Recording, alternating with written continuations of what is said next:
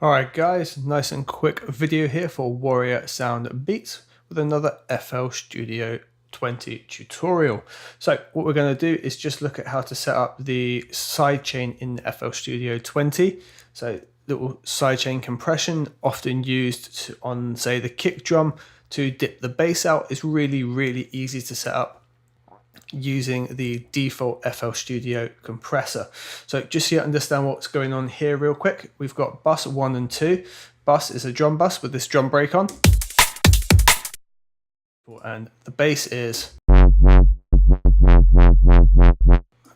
and together. Nothing major, but we're just going to use this to demonstrate. So if we highlight the bass channel, first thing we want to do, we're going to put a compressor on here. So we press F8, we can bring up our plugin selector. Now in FL, the compressor is basically named Fruity Limiter. So if we put LIM in, it will highlight it like that for us, and we can drop it in over here. Cool, so this is the FL limiter. There's a tiny little icon here, and you can drag it and make it a bit bigger. And the screen we want to be on here is comp. We're not too bothered about the limiter at the moment. We just want to leave that to default. No gain, no ceiling saturation. We want to go to comp, and it changes the settings here in this gray section here. So if we go back to our mixer now, we're going to select drums. Now at the bottom here, you see we've got some connections. It shows a green connection going into our master. We're going to make one of these going into the basses section, but we don't want it to play any sound. So if we right click on the arrow here, so we have to have the drums one selected, so it's got a green icon around it. We're going to right click on the one we want it to go to, and we want to choose sidechain to this track. That's going to create a connection, but look how it's grayed out, and that's because there's no sound going to it. If we introduce some sound, we see it highlights, but we want it to be nice and gray. It's sending the signal, but it's not sending any sound. So now, on our basses channel, we've got the Fruity Limiter set up. It's in compression mode. We should be able to see audio going into it. Cool, so we can see our bass line appears there. Happy days. We know everything's working as it should.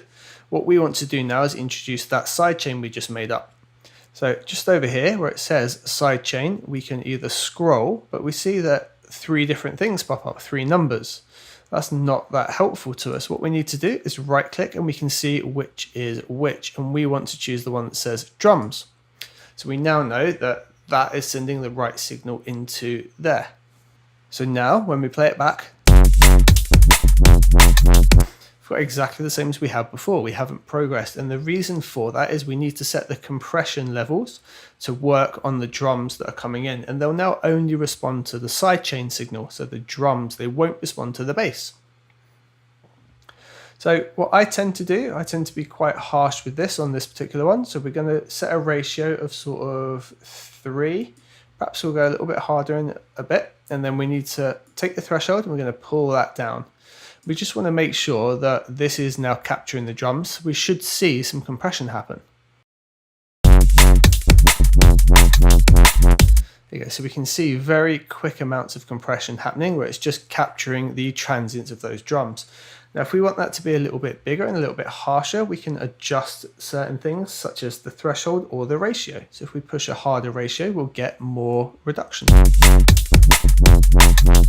If we pull the threshold down, it will pick up more of the transient of the drums. Rather than just the very top spike, it will pick up more of the body.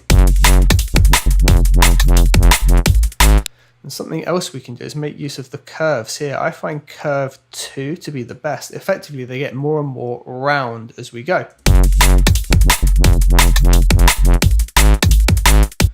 If we put that right up to say 4, you can see how that's a lot rounder previously. We can also make use of the attack and release to let some of the transients still escape through.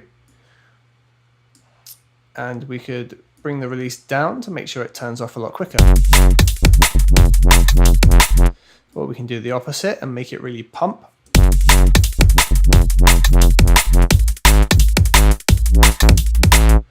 And it is simple as that. That is how you can sidechain it using the FL limiter in FL Studio 20. I hope the video was helpful for you guys. Thank you for subscribing, and I will see you on the next one tomorrow.